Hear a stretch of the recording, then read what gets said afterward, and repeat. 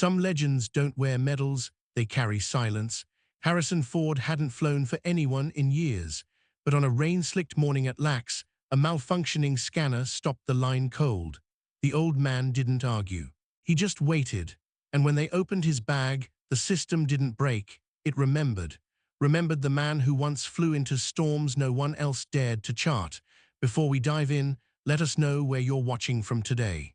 And if this story moves you, don't forget to subscribe. They thought he was just another old man holding up the line.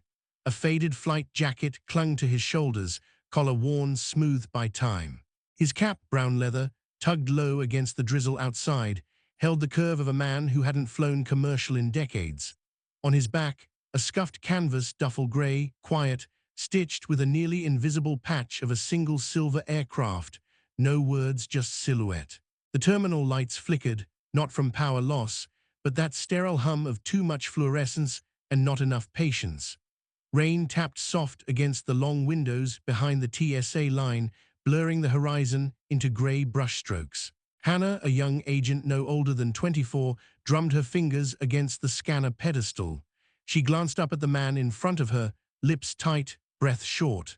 "Sir, place your finger again," she said, this time sharper. He didn't speak, just shifted slightly, lowering a weathered hand onto the glass. The machine blinked once, then red. No confirmation. Again, red. Hannah rolled her eyes. The line groaned behind him. A woman in a business coat muttered something about being late for a connection. A mother balancing a toddler hissed under her breath. Another old guy thinking the rules don't apply. The child, maybe 6 years old, looked up instead. Quiet. Watching, the man said nothing. He adjusted the strap on his duffel and waited. Hannah tried the ID scanner next. The card's corner was torn, lamination peeling like old paint. She frowned, running it through anyway. The system chirped a warning, invalid or expired. She tried again. The same. She leaned closer. "This license is this expired in what is this, 2004? She scoffed, tilting the badge toward the overhead light. The face on it was younger, less lined, but the eyes were unmistakable. Gray, clear still. She gave a short, dry laugh. "You can't fly with this. You can't even rent a car with this." Still, he said nothing. From further back, a man in a blue polo tapped at his phone loudly.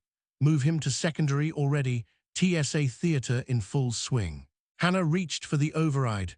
"I need to call this in," she mumbled, more to herself than to him. As she typed, the man glanced up for the first time. Not at her, not at the screen, but toward the ceiling, like he was listening for something she couldn't hear. His jaw set, not in defiance, but memory. "Something wrong?" she asked, annoyed.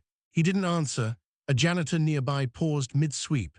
An older man in coveralls, beard dusted with age. He narrowed his eyes. "Hey," he whispered toward no one, "I've seen him before somewhere." Hannah barely noticed. She was already waving to a nearby guard. "Ortega, I've got a malfunctioning print, dead ID," and she squinted again at the badge. Some kind of pilot certification that looks handwritten. Ortega approached, curious. The older man didn't move, didn't explain. He stood as if carved from something older than the floor beneath him. The janitor leaned closer to a passenger near him and whispered, "That's him. That's the guy from the Wyoming rescue. Back in 01, helicopter pilot, flew into a snowstorm when even the National Guard grounded their birds." The passengers stared forward. Ortega stepped closer. "Sir, I'm going to have to ask you to step aside." The man's expression didn't change. He adjusted his grip on the strap, and the faint metal tag on the side of the bag caught the light, worn, almost erased, but still there. A set of initials too faint to read. As he moved to the side table, Hannah turned back to her screen, frowning.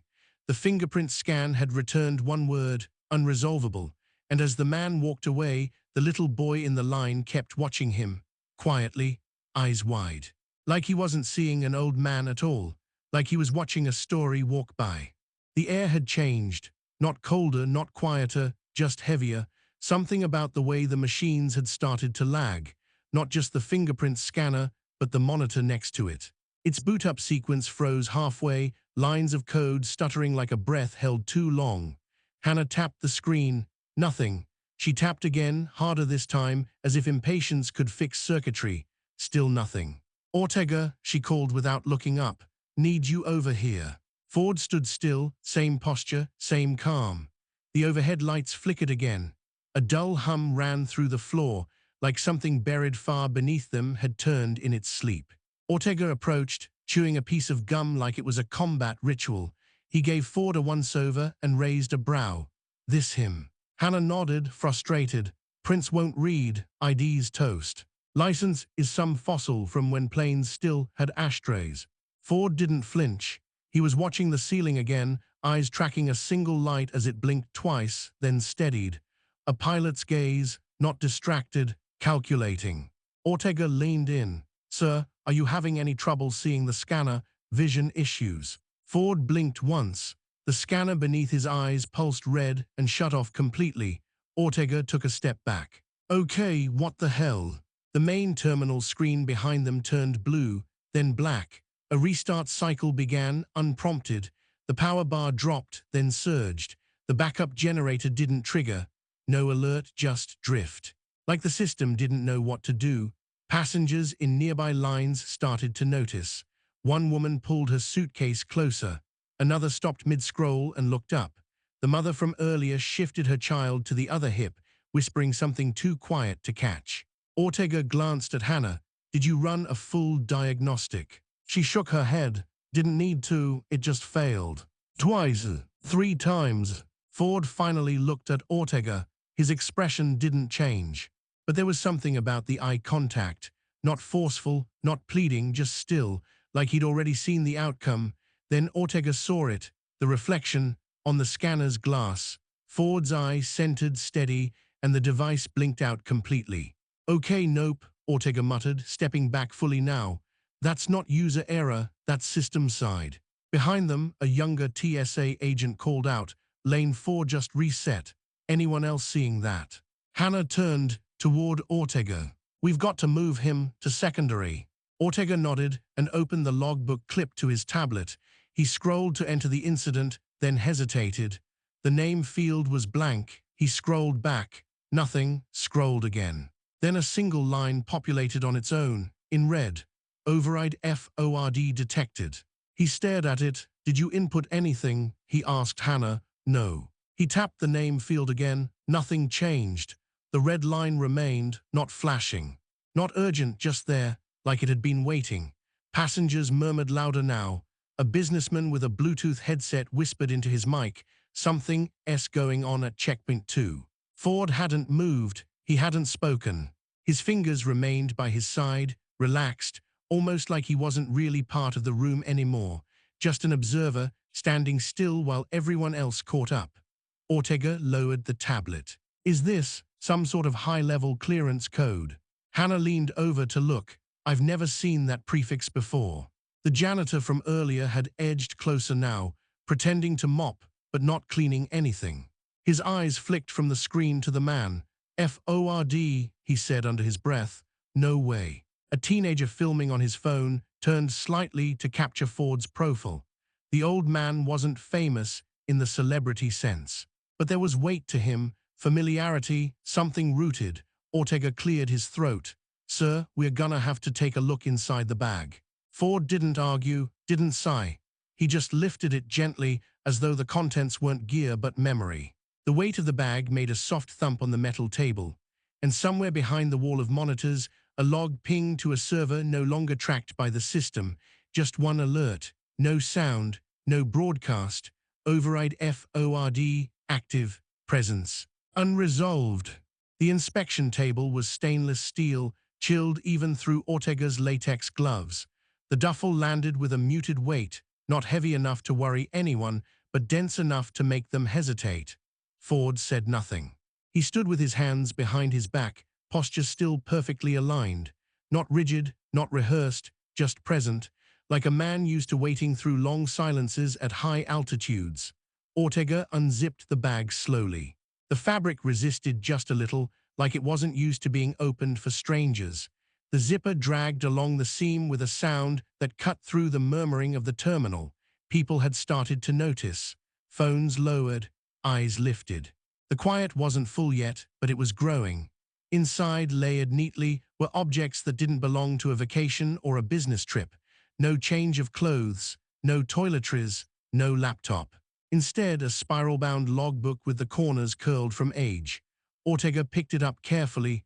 The cover had no title, just a faint thumbprint etched into the dirt-stained surface. He flipped it open, pages filled with neat handwriting. Dates, coordinates, barometric pressure readings, wind direction, radio frequencies.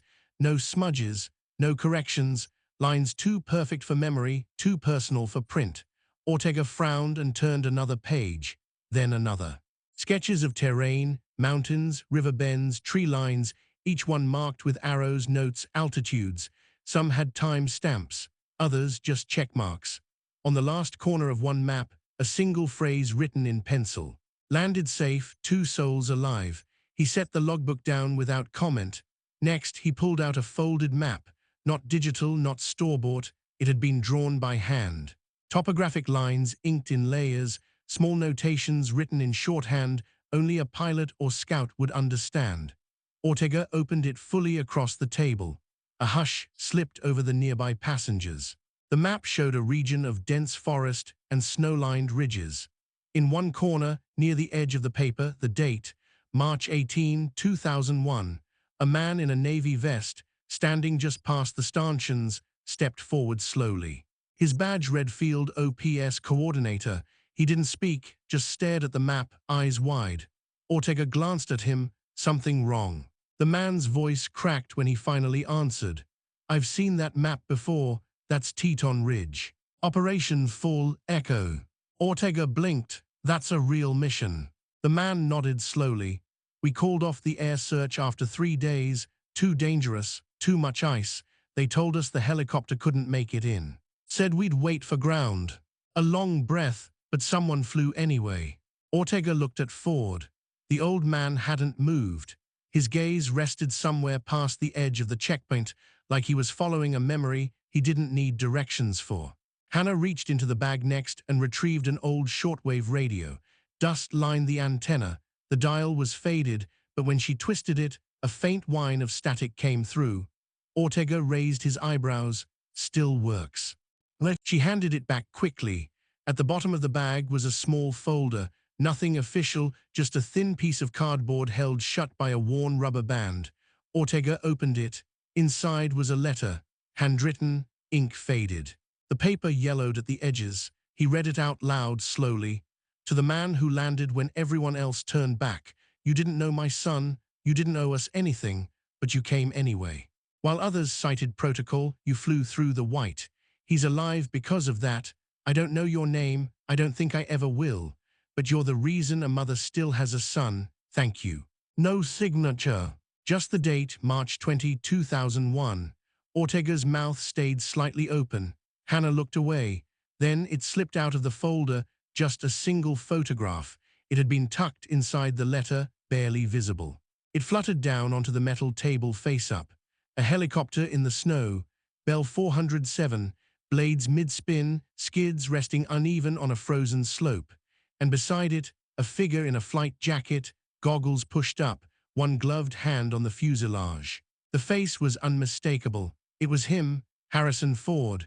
The field ops coordinator stepped forward like gravity was pulling him. That's the day we called off the search. That's the ridge we marked as unreachable. He looked up at Ford. You flew into a whiteout, alone. Ford didn't confirm, didn't speak. But he reached for the letter gently, folded it along the old crease, and placed it back in the folder like it belonged to someone else's story. Ortega closed the duffel with a slow zip. His hand lingered on the fabric. The crowd had gone quiet now, no one filming, no one whispering. They weren't watching an old man anymore. They were witnessing a record unfold, one that hadn't been meant to surface again. And across the checkpoint, somewhere in the system's backend, the override alert pulsed brighter. Presence verified, identity unresolved, authority undetermined. Waiting, Ortega's fingers hesitated near the base of the duffel. The inspection should have been over. The photograph alone was enough to freeze a checkpoint. But something about the stitching caught his attention, a secondary seam, faint and deliberate. He glanced at Ford, who gave no indication, just stood still, gaze steady, as if permission had already been given. Ortega slid his fingers beneath the lining. There was resistance, then a shift. A hidden flap came free with a soft pull, and from within he drew a red folder. No emblem, no agency seal, just 3 words stamped in dull black ink. Eyes only, legacy flight code. He placed it on the table slowly. The air around them seemed to still. Even the overhead lights hummed lower, like sound had been rerouted. The folder looked old, but untouched, edges sharp, corners unbent. Ortega peeled it open. Inside were only a few pages, each one printed on thick, yellowed stock. The top sheet held a mission header.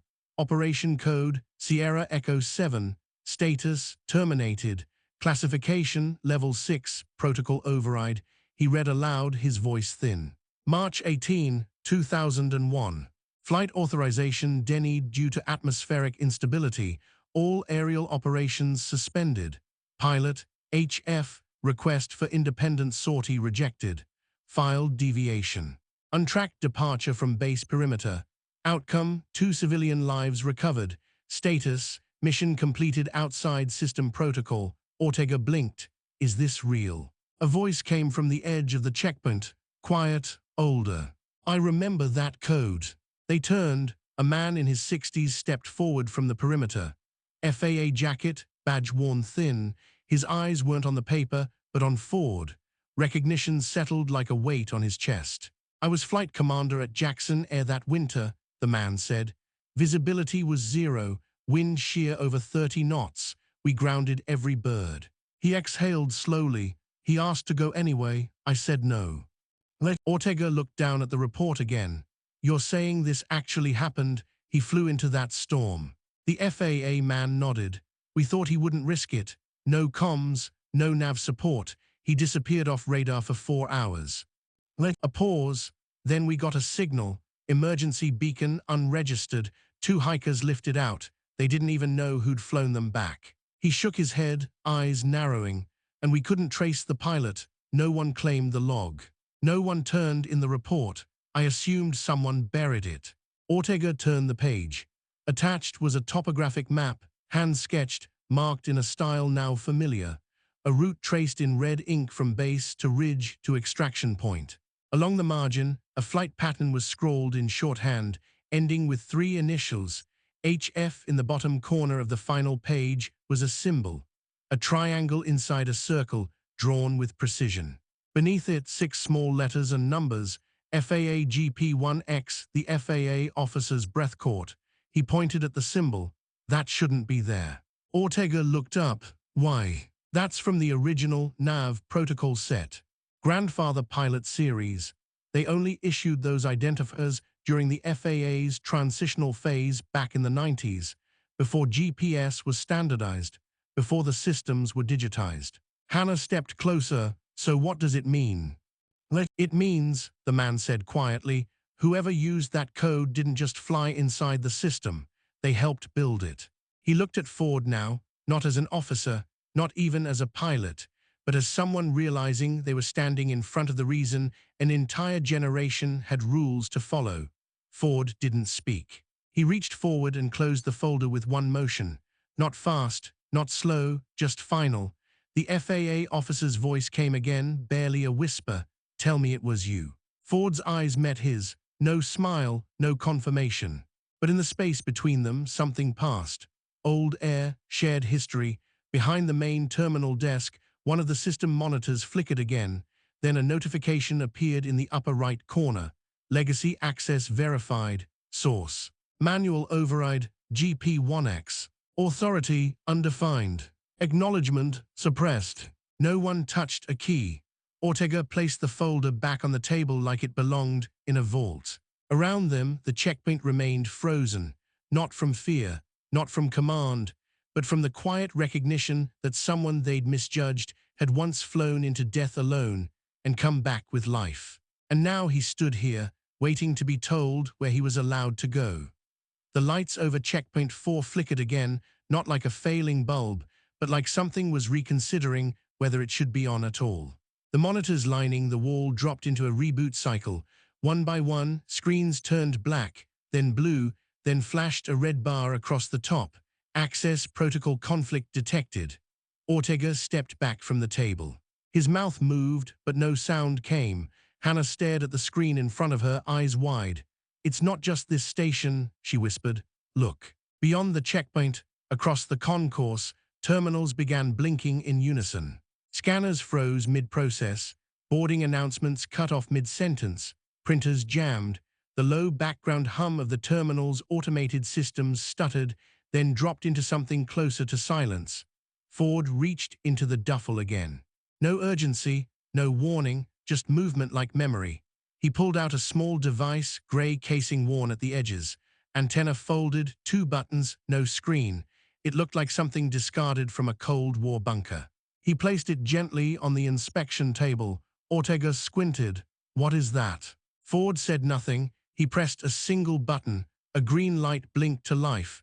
At that moment, the monitor nearest the table buzzed once, then changed. "Manual override detected. Source identifier F-ORD. Origin protocol active. Clearance request bypassed." Ortega stared at the screen like it had spoken his name. "How is that possible?" No one answered. A TSA supervisor approached from 2 lanes down, looking flustered. "We are losing sync across the terminal. Gate controls aren't responding. Even the biometric logs, some of them are erasing themselves." He looked at Ford, then at the device. "What is that thing doing?" Ford looked at him calmly. "It's not doing anything new. It's doing what it was always meant to do." Hannah took a small step back. Her voice dropped. "You didn't break the system." Ortega's eyes didn't leave the screen.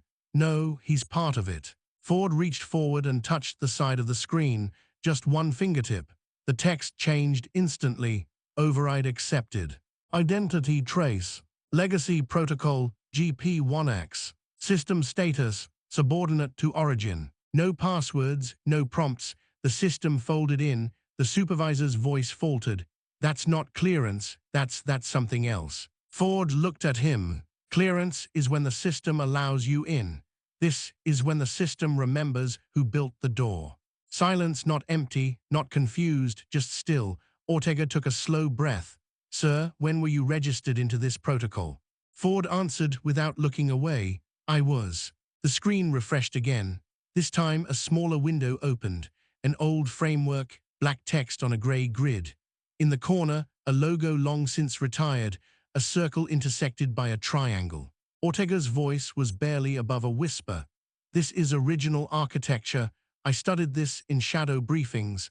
Legacy designs never made public." Ford nodded once. "You wrote it," Ortega said. Ford didn't confirm. He didn't need to.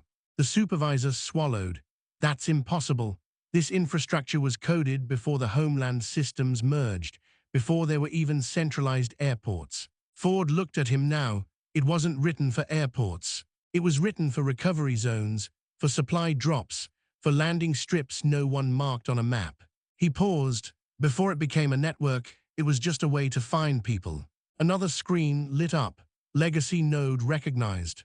Override status permanent. Manual authority FORD active. Hannah whispered, "He's not in the system." Ortega shook his head slowly. "He is the system." Ford stepped back from the table, hands at his sides.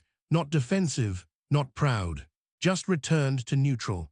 The supervisor cleared his throat, forcing composure.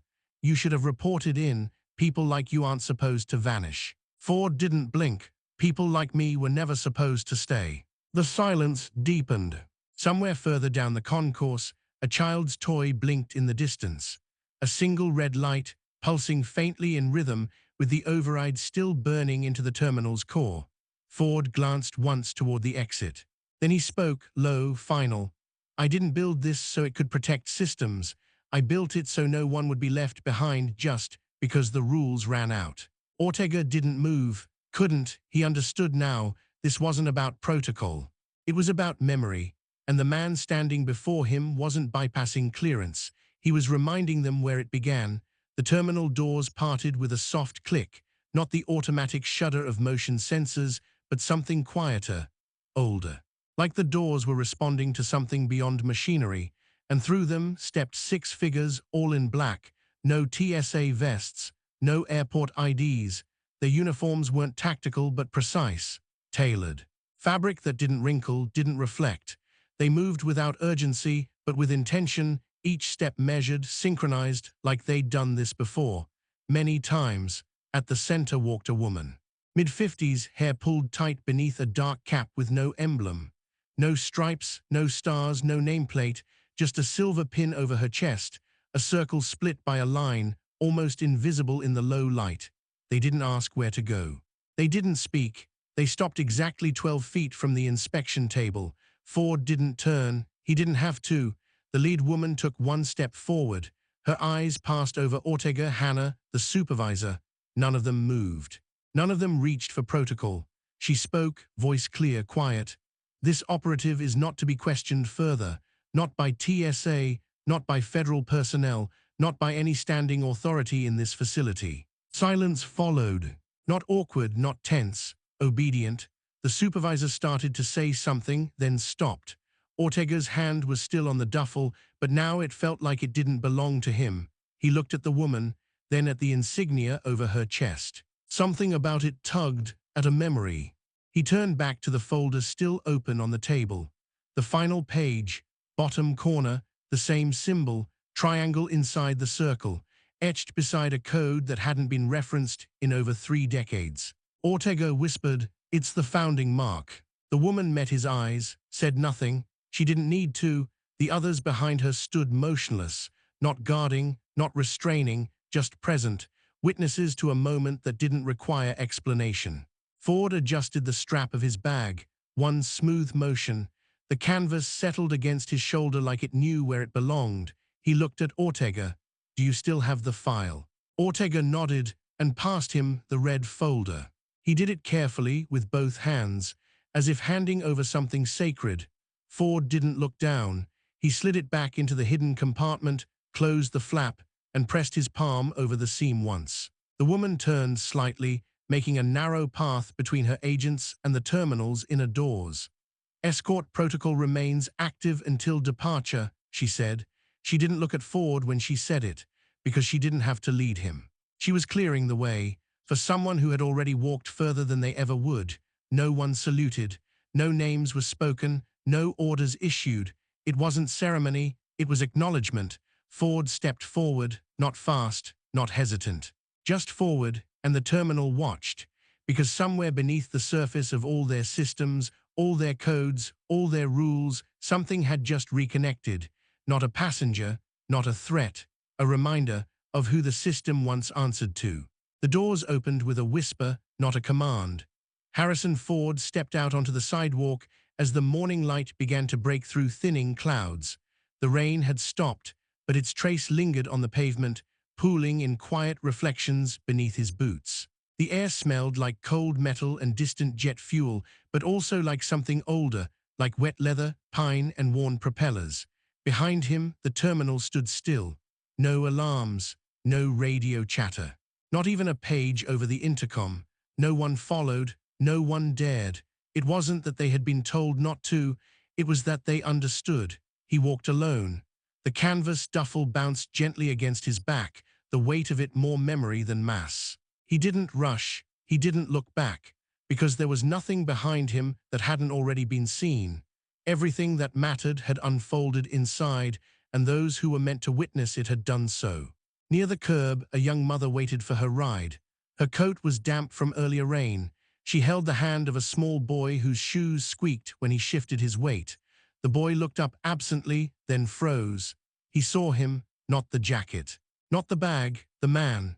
The boy let go of his mother's hand and raised his own in a simple wave. No smile, just a small motion of quiet recognition, as if something deep inside him knew this wasn't just another traveler. His mother looked down, puzzled, then followed his gaze. But by then, Ford had already passed them. The child's arm stayed raised. Back inside the terminal, Ortega stood near the checkpoint, folder still sealed beneath the table, hands at his sides. He didn't speak, but beside him, the FAA officer did. Not loud, not directed at anyone, just enough. No one will ever know how many. Ortega turned slightly. The man continued. No medals, no headlines, no comms logged. But because of him, this system never crashed, not even once. Hannah stood further back, watching the doors. Her voice came low, and we almost sent him to secondary. They didn't laugh. No one did. This wasn't a story they could tell. It was one they'd carry. Out on the sidewalk, the light caught Ford's shoulder. Just for a moment, the sun hit the inside lining of his flight jacket, and the fabric lifted slightly in the breeze. A small silver star stitched into the seam, nearly invisible, gleamed once, then faded. He didn't fix it. He didn't press it back down. He just kept walking toward the city, toward the next call that might not come. And just before he stepped off the curb, just before the sounds of traffic returned to mask the weight of what had happened, he spoke. Not to anyone, just to the morning. Not everyone needs to know who saved them. He paused. They only need to sleep well tonight. Then he disappeared into the light, and the system, deep in its code and servers and silent updates, let him go, not because it failed, but because it remembered. Some men don't follow protocol. They write the sky around it. If you enjoyed this story, let us know in the comments, and don't forget to like, share, and subscribe for more inspiring stories.